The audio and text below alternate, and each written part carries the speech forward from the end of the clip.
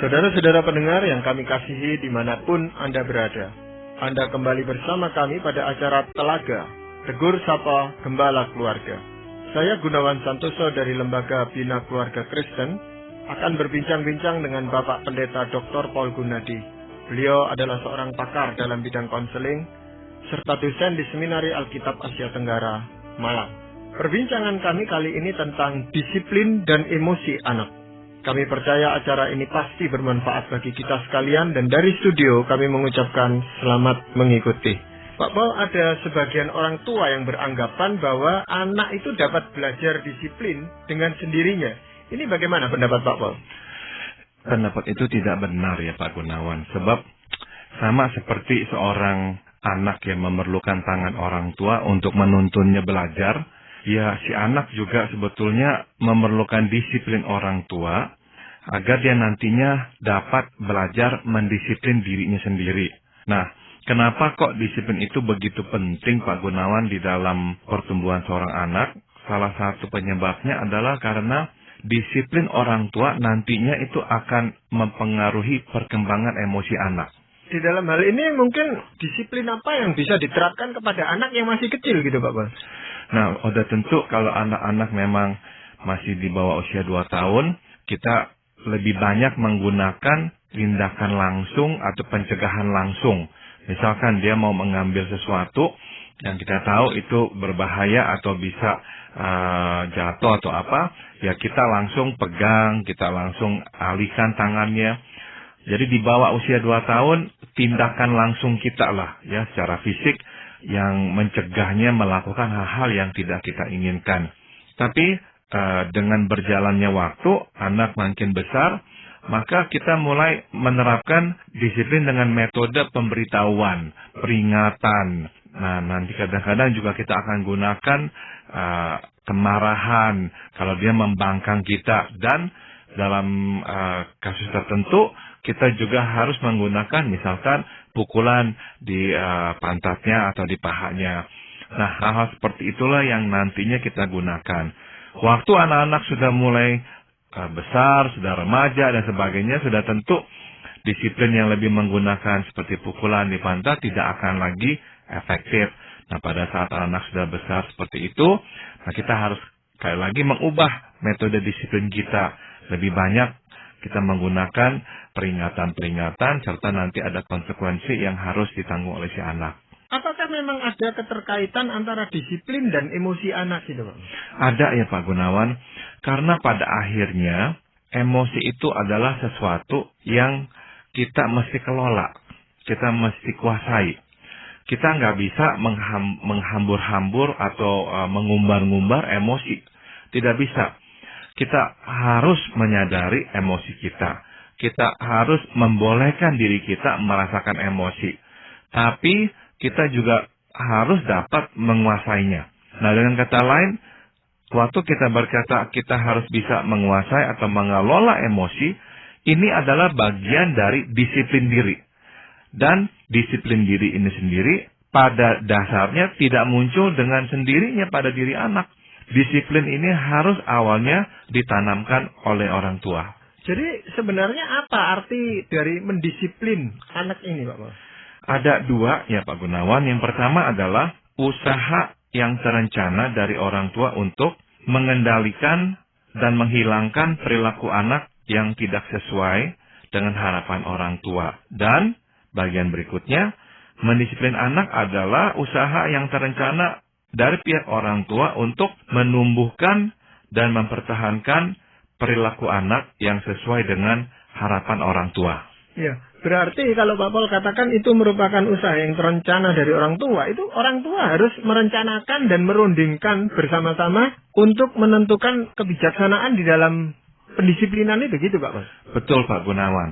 Jadi antara ayah dan ibu mesti ada sebuah kesepakatan ya, bahwa kalau anak melakukan kesalahan ini atau itu, nah kira-kira inilah pendisiplinan yang akan kita berikan kepada si anak. Nah, selain dari itu, kata terencana di sini lebih mengacu kepada bahwa pendisiplinan bukanlah reaksi emosional dari orang tua. Ya, reaksi yang memang muncul secara tiba-tiba, meledak dengan tiba-tiba.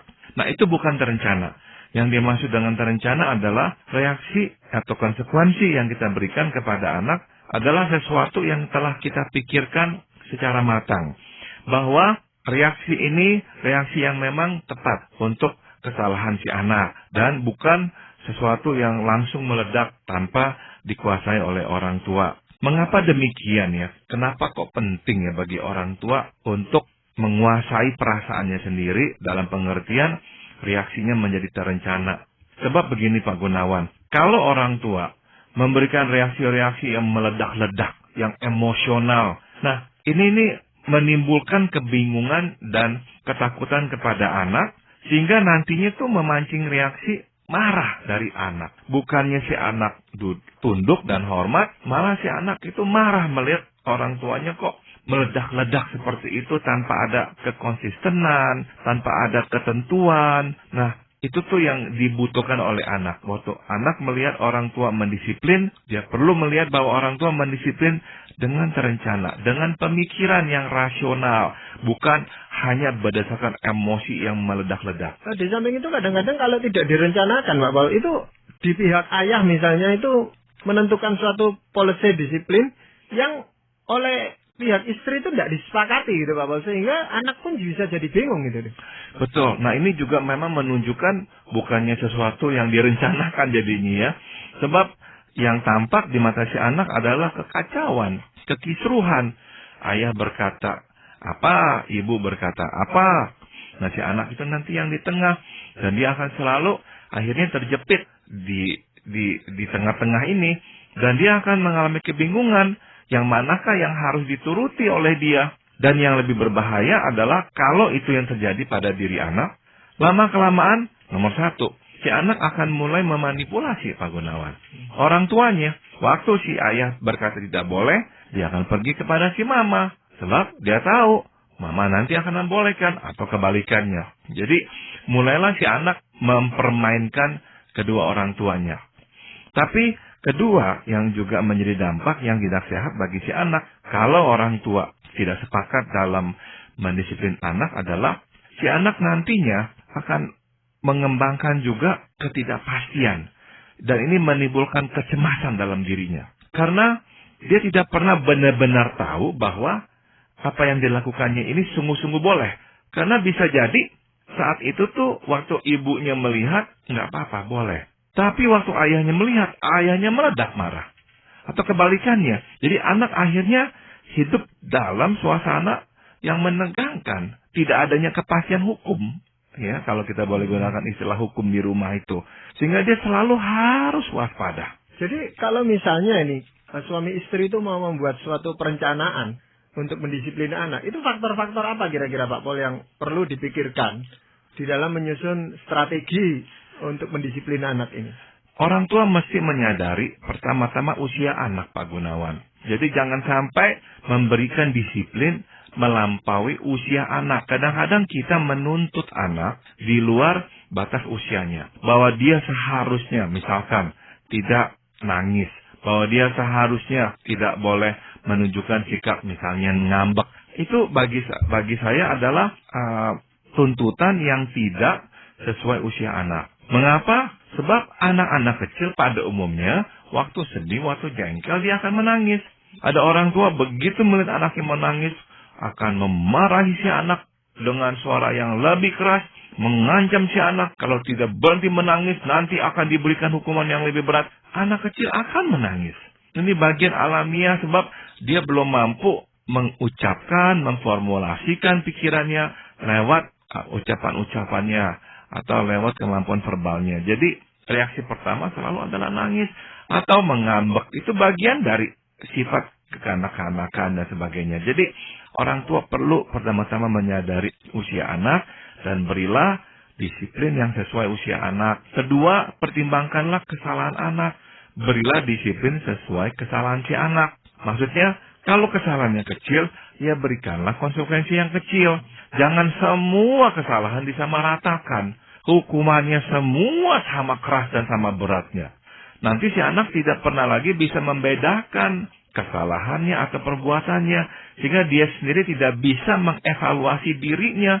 Bagi dia semua hal itu tuh sama beratnya, sama salahnya. Apa yang terjadi pada si anak?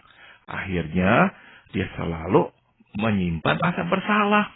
Sedikit-sedikit dia anggap salah sebab reaksi orang tua terlalu keras.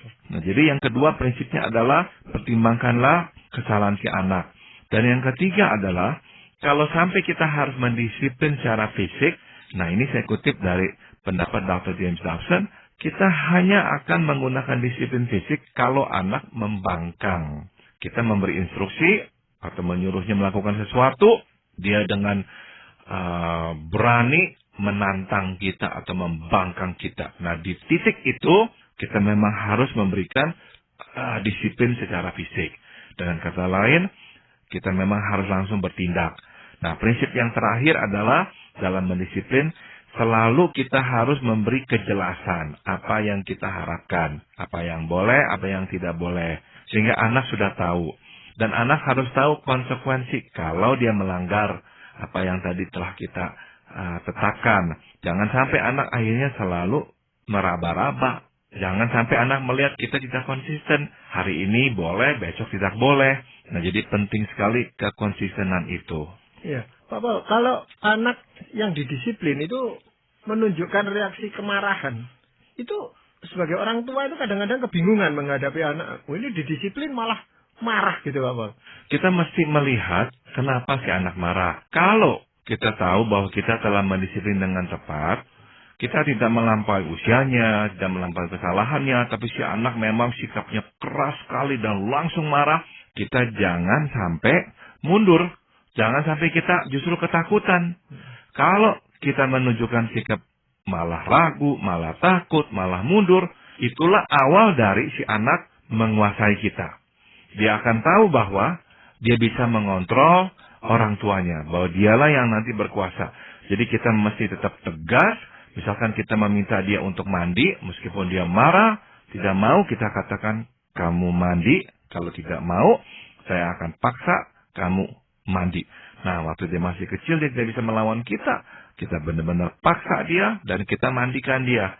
Mungkin ini berjalan beberapa kali, tapi pada akhirnya, kalau itu yang kita lakukan secara konsisten, si anak tahu, buat apa saya membangkang? Akhirnya saya harus di kamar mandi juga kok. Nah, jadi kita penting sekali memberikan ketegasan dalam kondisi seperti itu. Nah, Pak Gunawan, dari sini saja nih kita mulai melihat bahwa disiplin itu berkaitan erat dengan emosi si anak. Benar-benar ini sangat berkaitan erat. Makanya kita kadang-kadang melihat kasus seperti ini, Pak Gunawan. Orang tua mengeluh, anak saya itu tuh wah ilah emosinya, nggak bisa terkontrol, ngamuk dan sebagainya. Kalau itu yang terjadi, hampir selalu ya dapat kita pastikan penyebabnya adalah orang tua gagal menerapkan disiplin sewaktu si anak itu masih kecil. Pak Paul, selain unsur terencana, Pak Paul, ya, di dalam melakukan disiplin terhadap anak, apakah ada unsur yang lain? Unsur berikutnya adalah disiplin itu sebetulnya digunakan untuk mengendalikan dan menghilangkan perilaku anak yang tidak sesuai dengan harapan orang tua. Tidak semua perilaku anak benar dan baik. Itu sebabnya anak memerlukan pembentukan agar perilaku yang tidak sesuai dapat dikendalikan dan bahkan dihilangkan. Nah, untuk itu diperlukan sistem konsekuensi yang jelas dan tepat.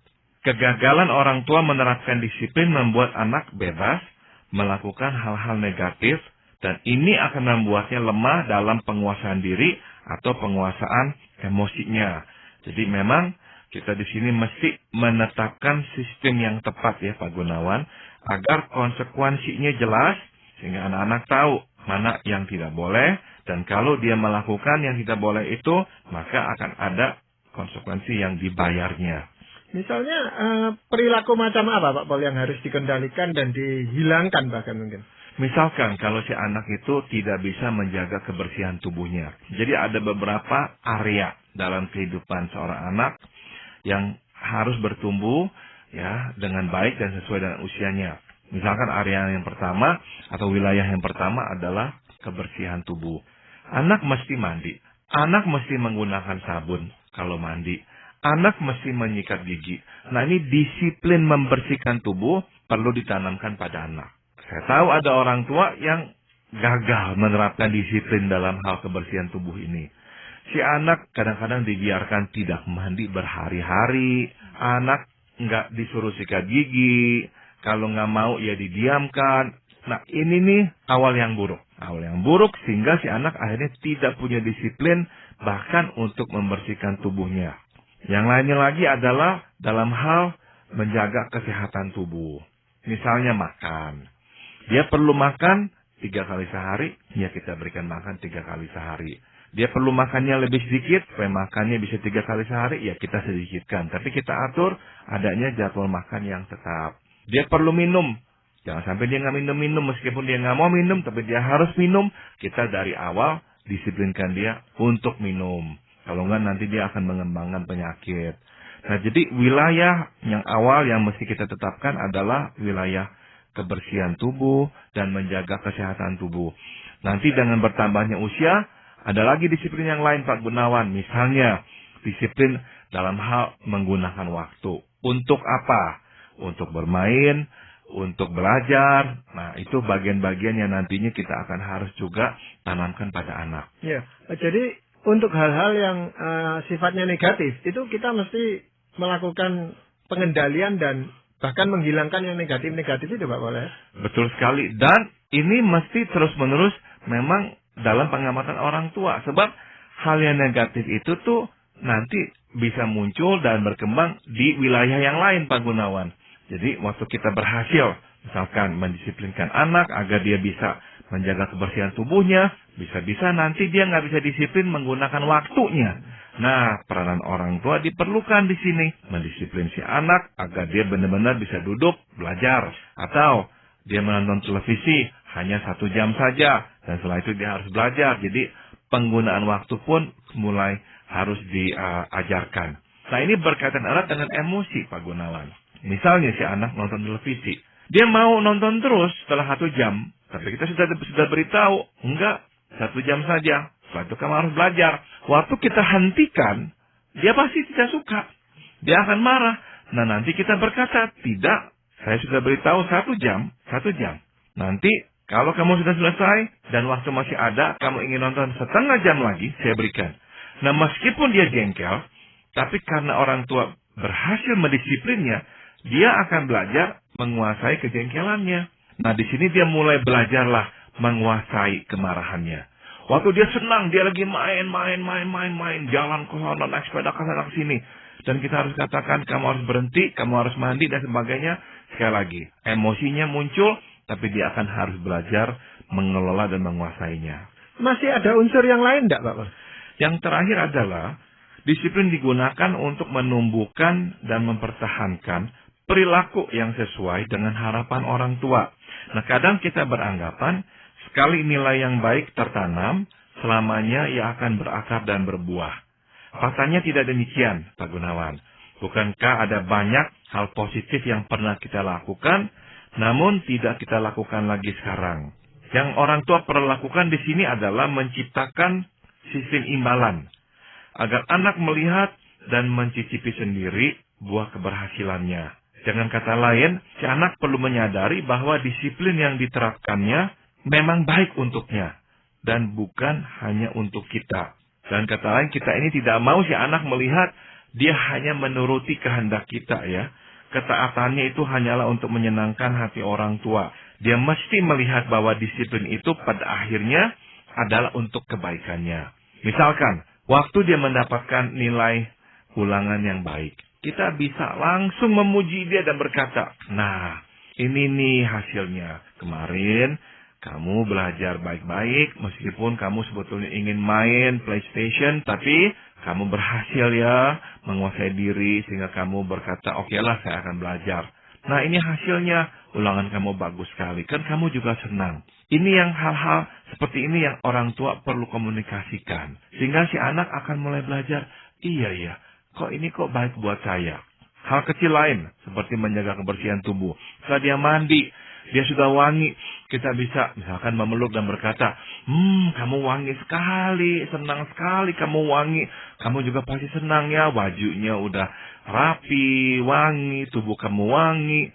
Nah, si anak pada akhirnya harus melihat bahwa disiplin itu ternyata bermanfaat baginya. Memang ada beberapa orang tua itu yang kesulitan menerapkan disiplin itu ketika anaknya sakit gitu Pak Pol ya. Jadi pada waktu sakit kan dia mulai melonggarkan disiplin yang diterapkan pada anak. Misalnya tadi nonton TV atau jam tidurnya, jam belajarnya. Nah setelah sembuh anak ini sulit kembali kepada disiplin yang lama. Ini bagaimana Pak? Saya kira itu memang hal yang wajar ya Pak Gunawan. Sebab dia sudah menikmati enaknya hidup longgar.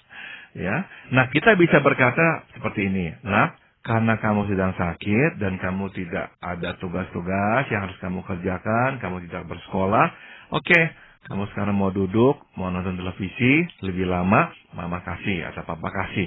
Tapi tetap mesti ada batasnya. Misalkan kalau lagi hari sekolah 1 jam, karena sekarang dia sakit, kita katakan oke, ekstra 1 jam lagi ya. Tapi tidak berarti dari pagi sampai sore dia nongkrong di depan televisi. Jadi harus ada pendisiplinan juga atau harus ada pembatasannya. Dan kita tegas-tegas katakan, ini saya berikan kelonggaran karena kamu sedang sakit. Nanti setelah kamu sembuh, kamu harus balik lagi ke rutinan yang sama ya. Jadi kita beritahukan sebelumnya bahwa nanti setelah dia sembuh, dia harus balik lagi. Iya, itu hal yang sama juga dialami ketika anak setelah liburan panjang itu biasanya, setelah pergantian tahun ajaran atau apa juga mengalami kesulitan yang sama, Bapak. Paling tidak saya kira perlu seminggu itu Pak Gunawan, supaya si anak akhirnya kembali kepada kerutinan yang semula. Karena ya kita bisa maklumilah, anak-anak memang pada dasarnya mempunyai keinginan yang besar untuk bermain pada usia-usia itu. Jadi duduk belajar dan sebagainya bukan sesuatu yang alamiah mereka bisa lakukan. Iya. Bentuk imbalan dalam bentuk materi itu sesuai enggak Pak Pol? Jadi misalnya kalau nilainya baik lalu diberi imbalan uang atau barang atau itu bagaimana Pak Pol? Sekali-sekali boleh ya Pak Gunawan, tapi jangan sampai setiap kali. Jadi setiap kali ulangan dijanjikan nanti diberikan imbalan. Saya kira tidak. Jadi misalkan pas ulangannya baik, dan langsung kita berikan sesuatu. Sebaiknya begitu. Jangan sampai kita terjebak seperti ini. Harus diberi imbalan, baru nanti ulangannya baik. Begitu kita berikan imbalan, ulangannya anjlok. Nah nanti si anak itu benar-benar tuh terlalu bergantung pada imbalan. Jadi yang saya sarankan adalah jangan beritahukan sebelumnya, sebisanya.